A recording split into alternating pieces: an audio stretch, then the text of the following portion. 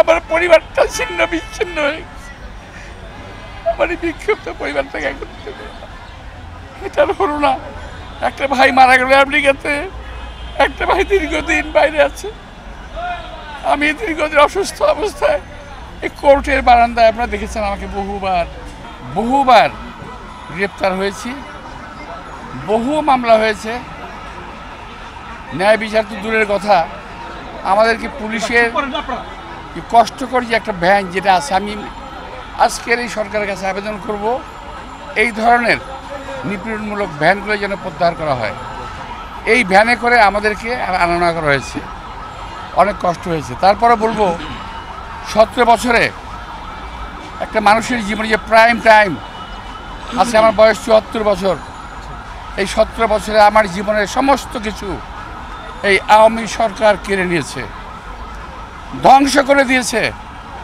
আমি না, শুধু আমার মতো বাংলাদেশে বহু নেতাকর্মীর জীবন শেষ করে দিয়েছে, বহু নেতাকর্মী। আমি আজকে হয়তো আপনারা দেখলেন যে আল্লাহর রহমতে 17 বছরের পরিশ্রম, আল্লাহর রহমতে এই রায় আমরা অর্জন করেছি।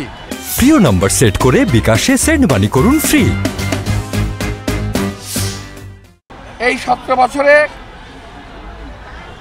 আমাদের বহু কর্মী নিহত হয়েছে, জেলখানায় মারা গেছে, বিনা চিকিৎসায় জেলে মারা গেছে। এই 17 বছরে বহু পরিবার ধ্বংস হয়ে গেছে। একইভাবে আমার পরিবার ধ্বংস হয়ে গেছে। আমি যখন আল্লাহর কাছে দোয়া করি, নামাজ পড়ি, আমি পরম দয়ালু করলাম আল্লাহ তাআলার কাছে আমি দোয়া করি, কামনা করি, আল্লাহ আমার যে বিক্ষিপ্ত পরিবারটাকে একত্রিত করে দাও। আমার পরিবারটা ছিন্ন বিচ্ছিন্ন হয়ে গেছে। আমার বিক্ষিপ্ত পরিবারটাকে একত্রিত করে দাও। এটা হলো না। একটা ভাই মারা গেল আমেরিকাতে, একটা ভাই দীর্ঘদিন বাইরে আছে। আমি দীর্ঘদিন অসুস্থ অবস্থায় এই কোর্টের বারান্দায় আপনারা দেখেছেন আমাকে বহুবার।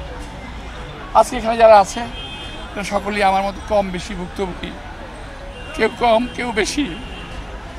আমি বিশ্বাস করি আল্লাহর যে রহমত, আল্লাহর যে বিচার, এই বিচার থেকে কোনো মানুষ রেহাই পাবে না।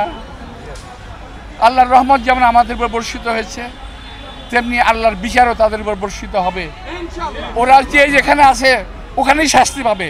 আপনারা সর্বশেষ দেখেছেন বিচারপতি কি বলে মানিকের কিরকম জিল্লতি, কিরকম নাল্লতি, যেটা কোরআন শরীফে আছে যে আল্লাহ তাআলা যাকে বেজ্জিত করেন কিভাবে করেন উনি দেখিয়ে দেন। তো আমি জানি, আমি চাই আল্লাহ তাআলার কাছে সেই বিচারটা। হ্যাঁ, অনেকে বলতে পারেন ক্ষমা মহত্বের লক্ষণ।